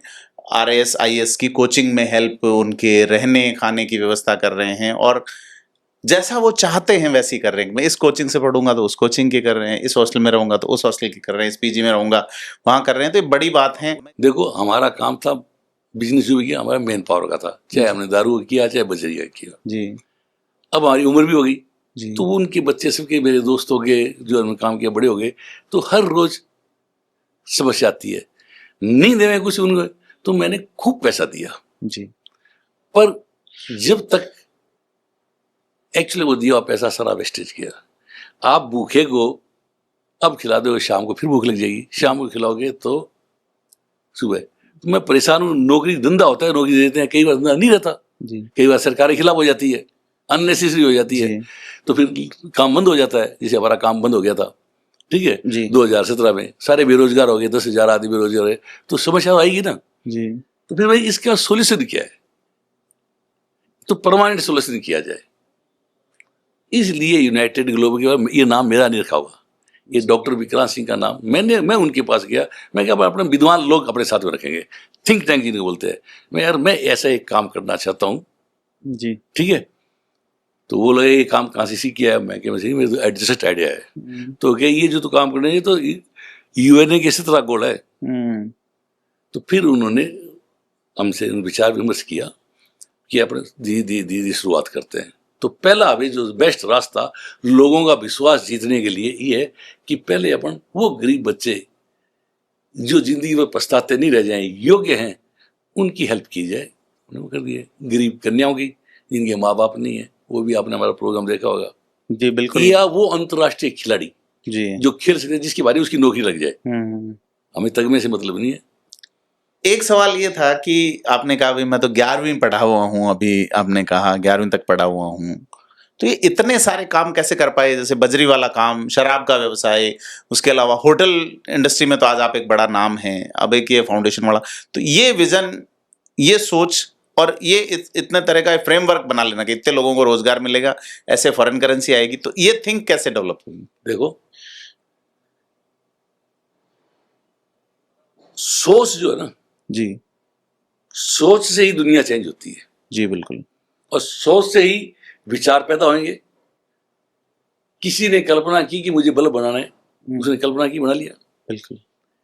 एक घटना बताता हूँ आपको, हम जो बहरीन में गए, जी वहाँ इक्विपमेंट्स तो रामबाग से बढ़िया थे, जी पर वो ऐसे मल्टी स्टोरी टाइप का होता है, छोटा सा होटल, अच्छा नहीं लगा, और कोई बिजनेस नहीं था वहाँ पे। हमारे 9 घंटे में से 7-8 घंटे हम बिल्कुल फ्री बैठे रहते थे। कोरियन मैनेजमेंट आया, जी कॉमन सेंस, मैंने बोला बाहर जाओगे तो आपको एक्सपोजर मिलेगा, जी वो आया, उसके साथ में आया एक शेफ जी फ्रेंच, उसने हैंड टू हैंड ये चेंज कर दो, ये चेंज कर दो। मैं साला बिजनेस तो 2 रुपए का नहीं है, ये कैसे कर रहे हैं? उसने जो शिक्षा दी हमें, उसने बोला दाने फेंकोगे तो चिड़िया कबूतर आएगी, गोश्त फेंकोगे तो शेर आएंगे। बिजनेस लाना मालिक का काम है, अपना काम किया है, बिल्कुल हर चीज को रेडी, 1000 आदमी भी आ जाए, हर वक्त खाना मिलना चाहिए, अपना वैसे इक्विपमेंट्स होने चाहिए। बहुत अच्छा लगा। फिर जब पहला रोज अभी हमारा वो मैनेजमेंट आया, पहले रोज उन्होंने सब स्टाफ को बैठ गया, जिस प्रकार मोटिवेशन दिया, मैंने आज तक मोटिवेशन हिंदुस्तान में नहीं देखा। क्या फ्रेंडली रिश्ते थे मालिक के और नौकर के। तो हमने एक नौकरी करके भी देख ली, आज मालिक बन के देख लिया, बहुत अंतर है इसमें। जी बिल्कुल। इसलिए हम जो काम करते हैं वो खोपड़े के अंदर बैठिए, काम वो करेंगे जो स्टार की तरह चमकता हो। हमने होटल का काम किया, स्टार की तरह। बिल्कुल। दारू का जब काम किया तो स्टार की तरह ही किया। बिल्कुल। बजरी का काम चाहे हरियाणा में किया, चाहे मध्य प्रदेश में किया, चाहे किसी किया, नाम किया। लोगों ने भाषा कौन सी यूज ली मेरे जो मतलब नहीं है, और बगैर पैसे के लिया, मैंने पैसे नहीं लगाए। बिल्कुल। हमें तो पार्टनर जिनके पास पैसे थे उनको एक प्रपोजल दिया, ये काम दो, चलाऊंगा मैं, घाटा मेरा है, आप दो, तो उन्होंने मेरे इसी के पैसे लगा दिए, और वो काम हमने ले लिया, वो हमने फिर 10 आदमियों ने आपसे बांट लिया। तो आज अकेला बजरी बजरी बजरी मेरे को बोल रहे हैं, तो भाई बजरी और भी 10 पार्टनर होंगे, किसी ने पैसा भी लगाया होगा। तो हमने जो भी काम किया, लक्ष्य निवास लिया तो एक्सक्लूसिव, वो अच्छे अच्छे लोग ले नहीं पाए, उन्होंने ले नहीं पाए और कुछ कर नहीं पाए। उस वक्त तो पैसे होंगे आपके पास ना, पैसे नहीं कहा थे, तो भगवान ने अपने आप दे दिए। 5,000 रुपये लेके गया था मैं, केवल लक्ष्य निवास का, जिसमें मैंने पोजीशन लिया उस रोज, मात्र 5,000। उसके बाद एक कोई काम था, उसमें भगवान ने दे दिए, अच्छे पैसे दे दिए। तो जी आप कुचावण खिलाए, मेरी निगाहें 84 से थी इसके ऊपर, घर बैठे आ गया हेरिटेज। ये कोई पैसा कमाने का साधन नहीं है, ये हिंदुस्तान की विरासत जो अपने पूर्वज दे के गए हैं, ये एक पहचान है, इनको बरकरार रखे, इसलिए ले रहे, इनको बिजनेस थोड़ी है। जी हाँ, तो मैं वही पूछ रहा था, आप कैसे कर पाए? जी, तो एक्सक्लूसिव करो, स्टार की तरह करो। हमने धुन प्रोजेक्ट किया, हमारा चैलेंज है, हिंदुस्तान में किसी पास नहीं है। हमने सूर्य का ढोल गया, एशिया का अवार्ड लेके आए। बिल्कुल है। हम तो नॉर्मल आदमी हैं, हम कोई वो थोड़ी है। हाँ, मैं वही पूछना चाह रहा हूँ सर। आप वो एक कौन सा होता है टूरिज्म का, उसमें देखो हम टोटल 20 में कितने बार आ गए। बजी जिसने बेवल बदनाम किया मेरे को। अभी जो हमारी सोच यूपी सरकार मानती है, सजेशन दिया था जी, और आज वहां पे हम दोनों प्रोजेक्ट तैयार कर रहे हैं, किस स्पीड से तैयार कर रहे हैं, किस सोच के हिसाब से। एक भी प्रॉपर्टी इस प्रकार रिस्टोर नहीं हो रही, इस प्रकार हम रिस्टोर करें, आज तक हिंदुस्तान में नहीं हुई। बड़ी बात है कि हम होटल नहीं बना रहे, हम डेस्टिनेशन बना रहे हैं, और कौन नहीं चाहेगा। वो चीज जो सरकार ने हमें दी है जी, वो एक पहचान है यूपी की, हमें वो चीज दी है, तो उसकी पहचान और 10 गुना ज्यादा कैसे बरकरार रहे, हमारा सोच वो है। बिल्कुल। नहीं, जैसे पढ़ाई वाला आप बता रहे थे कि 11वीं तक पढ़े हुए, तो एक ये भी बात है कि पढ़ाई आपकी बाधा नहीं बनेगी, पैसा आपकी बाधा नहीं बनेगी, अगर आपके पास विज़न है, आप यही कहना चाह रहे हैं ना? तो बड़ी चीज़ ये है कि इन्होंने वो करके दिखाया, आप और हम भी करके दिखा सकते हो। देखो, पैसा जी, ट्रक ड्राइवर से मिल जाता है, समय से पहले भागे ज्यादा नहीं मिलेगा। जी, स अगर आपके पास में विजन है, आपका एम्स एंड ऑब्जेक्ट क्या है और आपका गोल क्या है, आपने अगर पहले निर्धारित किया तो मेरी गारंटी है पैसा अपने आप भगवान रास्ता खोलेगा। और मेरे पास ऐसा 3 बार हुआ है। ये जैसलमेर के अंदर एक रोज आटे के पैसे नहीं थे, आटे के पैसे। मेरा मुनीम का शाम को फोन आया, सुबह मेरे दिल्ली जाना, मैं दिल्ली नहीं गया। तो मेरे पास मेरा दोस्त है कि मैंने जिंदगी में नहीं तो पैसे लिया, उससे नहीं दिए, नहीं हमारे कोई ऐसे एक अंडरस्टैंड एक काम संयुक्त साथ किया था हमने। सुबह सुबह उसका फोन मिलना है, मैं दिल्ली रवाना हो गया। झूठ बोला मैंने, जी, क्यों, मेरा एक्चुअल जाना था, मैं आएगा 1 घंटा खराब कर देगा, कि मुझे मिलना है। बोल कि मुझे 50 लाख उधार देने हैं आपको, और बताना मत किसी को। ये जगदीश केकड़ी वाला आज भी जिंदा है, क्या 50 लाख दे गया, क्या है? और फिर भी काम नहीं चला, तो चलते रास्ते मुझे हरियाणा का काम मिला, बहुत सस्ता मिला, पैसे लगाने वाले मिल गए, सब कुछ मिल गए। मेरा चाहे छोटा सा हिस्सा था, पर इतने है, भगवान रास्ता देता है। आप कर्मयोगी बनो। जी, अगर बिल्कुल। कर्मयोगी नहीं है, आज आप एक छोटा सा उदाहरण दे दिया ना आपको, यूपी सबसे गंदी स्टेट मानते थे, लोग डरते थे जाने। आज क्या है, एक आदमी चेंज कर दिया ना, जी, आज वो अच्छा काम कर रहा है, लोग क्रिटिसाइज करने वाले मिल गए। बुलडोजर बाबा। पर वो वहां की यूपी की जनता का आज बोलो दुर्भाग्य होगा अगर ऐसे व्यक्ति को खो दिया। तो आज मेरी बात नोट कर लेना आप। जी। तो बड़ी बात बता रहे हैं। उत्तर प्रदेश में आपका अनुभव बहुत शानदार रहा, बतौर बिजनेसमैन भी और बतौर एक नागरिक भी। योगी आदित्यनाथ जो काम कर रहे हैं, विश्वास पैदा कर पा रहे हैं अपने सिस्टम में। एक बार वो मीटिंग है, जनरल मीटिंग थी जी। भाई, मेरा कोई लेना नहीं, मेरी कोई जान पहचान नहीं, मेरी कोई सिफारिश नहीं। जी, ऑटो बोर्ड के ऊपर जहाँ काम होता है सरकारों में, जी, काम तो है। राजस्थान में नई सरकार को लेके क्या सोचते हैं? देखो, अभी तो अनुभव ले रहे हैं जी, ये भी बढ़िया चलेगी, सोच लेना। जी, जो ये बकवास कर रहे हैं ना, जी, एक बात को सुन लेना, कुर्सी टेबल अपने आप बता देती काम क्या करना है। जी, बिल्कुल। पहले कौन थे यहाँ पे चीफ सेक्रेटरी आ रही है? हाँ, सुधांशु पंत इनसे और इनसे पहले निरंजन आर्य रहे। नहीं, इसी सरकार में सुधांशु पंत रहे इनसे पहले। क्यों हटा दिया उनको? शिखर गवाई था। हाँ, वो उनके अब सेक्रेटरी। किसको लेके आए हैं? बिल्कुल। दामन में दाग है क्या उनके, जिनको लेके आए? कोई चीज की एक बारी गलती होगी, वो गलती दोबारा नहीं दोहराई जाए, हैं, और उसके ऊपर बार बार गलती करोगे तो पछताओगे। जी, एक गलती भगवान ही माफ करता है। जी, तो जब कुर्सी पे बैठ गए, समस्या सामने आ गई, तो उसका समाधान ये कुर्सी टेबल अपने आप बता देगी। जी, बिल्कुल। क्या दिक्कत क्या है? क्या लगता है, रिपीट हो सकती है सरकार यहाँ पे? बंगाल में कैसे हो गया? क्यों नहीं हो सकती? ये तो जनता को सोचना चाहिए। मैं इस चीज के खिलाफ हूं भाई। आप एक बारी बीजेपी को हरा देते हो, एक बारी कांग्रेस को हरा देते हो, जब दोनों ही गलत हैं तो फिर तो आप तीसरा विकल्प ढूंढ दे। हाँ, एक बारी आप उनकी जय जय करते हो, एक बारी आप हटा देते हो। मतलब आज आप बीजेपी हरा दिया, दूसरी बार वापस लेके आ गए, फिर तीसरी बार हरा दिया, फिर वापस ले गए, लेके तो उनको लेके आ रहे हो ना। हाँ, हाँ, हाँ, बिल्कुल। तो कल को कोई अच्छा काम हो गया, लोगों में दिमाग से बिल्कुल। सोच का फर्क है। जी, बिल्कुल। तो ऐसी कमजोरी मत समझ लेना राय देने वाले। अब मैं कोई ज्ञाता थोड़ी हूँ, मैं तो अनपढ़ आदमी हूँ, अंग्रेजी आती नहीं है। दिमाग नहीं होगा तो दिमाग जब पैसा होता है खरीद के लेके आ जाते हैं।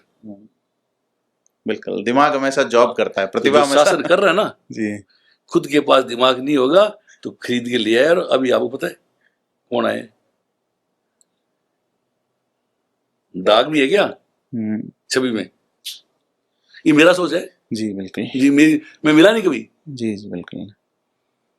पर ये सोच तो है ना भाई, उनमें कोई कमी आती या उनकी खिलाफत होगी थी या उनकी कार्यशैली अच्छी नहीं होगी, वो तो वो जाने, उनका काम जाने। चेंज कर दिया ना। जी, बिल्कुल। इतनी जल्दी कुर्सी से चिपक जाता है, वो हटता नहीं है। फेविकोल लग गया है वहां। जी, बिल्कुल। कमियां आएगी, ठीक, लोगों की एक्चुअली में क्या है, अपेक्षाएं जरूर से ज्यादा हो गई, जी जरूर से ज्यादा। इसका इनको अब ये रोजाना एक चीज कर लेना, अगर ये भूखे को सुबह खिलाओगे शाम को भूखे, ये डाल रहे ना, ये नहीं, पक्का समस्या का समाधान करो, फिर कौन हिलाने वाला है? बिल्कुल। गोश्त फेंको, शेर आएंगे, राज वापिस आ जाएगा, क्या दिक्कत है? जी बिल्कुल। दाने फेंकोगे चिड़िया कूद आएगी। नहीं, आपने कहा तीसरा विकल्प पे जा सकती है जनता, तो क्या हो सकता है राजस्थान में तीसरा विकल्प? क्या अब था कोई पैदा हो जाए, जी किसी ने देखा, जिसके पास विजन होगा, हो सकता है कि अभी तो लोगों में दिमाग है ना यार, रास्ता में पॉसिबल नहीं है, आ जाएगा कोई नहीं कोई विद्वान। अब तीसरा विकल्प वहां पे नहीं आएगा। कौन से विजय विजय जो एक्टर है, हाँ, तमिलनाडु में वो खानदानी है क्या, पॉलिटिशियन नहीं पॉलिटिशियन, फिर आ गया ना है। जी विश्वास, ही तो जनता का, बिल्कुल, हो जाओगे कामयाब। सब कुछ जनता ही तय करेगी। तो वो कह रहे हैं एक नई चीज योजना और लेके आ रहा हूँ, पर मैं एक बारी थोड़ा चालू कर दूं, फिर अगले इंटरव्यू में अपन हाँ, बात करेंगे। तो ऐसी योजना जो आज तक किसी ने सोची नहीं। क्या बात है सर। अच्छा, एक सवाल मेरा रह गया था इसी इंटरव्यू में, वो सूर्यागढ़ वाला जो सरकार वाला था। हाँ। सरकार बचाई सूर्यागढ़ में, तो क्या वो एक प्रोफेशनल निर्णय था या कोई पॉलिटिक्स से देखो, प्रभावित? कुछ नहीं था जी मेरे पास में, तो एक अधिकारी का फोन आया था कि यार मुझे ये चाहिए, जी ठीक है, तो वो ऑनलाइन भी बुक कर सकता था, तो मैं ले लेना, तो उसने मेरे हाँ बुलवा ली। तो मेरे पास स्टाफ नहीं है, कोरोना का टाइम है, कोविड था उस हाँ कोविड है, तो मैं चलो मैं बीकानेर से इनसे भेज दूंगा। बाद में फिर उसने मेरे को बोला कि यार वो आएंगे, तो मैं मेरे तो पैसा दे के जाएंगे, हमारा रेट पहले खुल गया, देके गए हुकुम हाँ पैसे? पैसे दे के, अच्छा। झूठ क्यों बोले, ठीक है। हाँ। अब उसका लोगों ने प्रेडिक्शन क्या निकाला है, क्या निकला है, मैं इस बोधर नहीं करता। जी मैं व्यापारी हूँ, मुझे क्या ले रहा है कांग्रेस से, क्या बीजेपी से, जी जी बिल्कुल। ठीक है। गलत काम आप जानते हो, न कोई करेगा, हाँ, करेगा तो फंसेगा। है फंसेगा, जी कौन करता है? जी। तो बहुत इंटरेस्टिंग बातें मेघराज सिंह जी से हुई, और एक और इंटरव्यू हम आपके साथ करेंगे धुन वाले प्रोजेक्ट पे, और वो एक भारत का एकमात्र ऐसा प्रोजेक्ट है जो पर्यावरण संरक्षण के लिए काम कर रहा है। आसपास के गांवों का वाटर लेवल ऊपर आया है। एक ऐसी जमीन जो नमक के स्वाद से घुली हुई हवा वाली जमीन, उस जमीन को हरा भरा करना, पूरी कहानी पे हम समय लेंगे। आज हमें अपने कीमती टाइम में से आपने टाइम दिया, और सारे सवालों को आपने, कुछ कड़वे सवाल भी रहे होंगे, लेकिन बड़ा एक व्यक्तित्व ही इस चीज को सही तरीके से बड़े शिद्दत के साथ जवाब दे सकता है, और आपने एज ए पर्सनालिटी हमसे बात की, इसके लिए बहुत बहुत धन्यवाद। Thank you so much.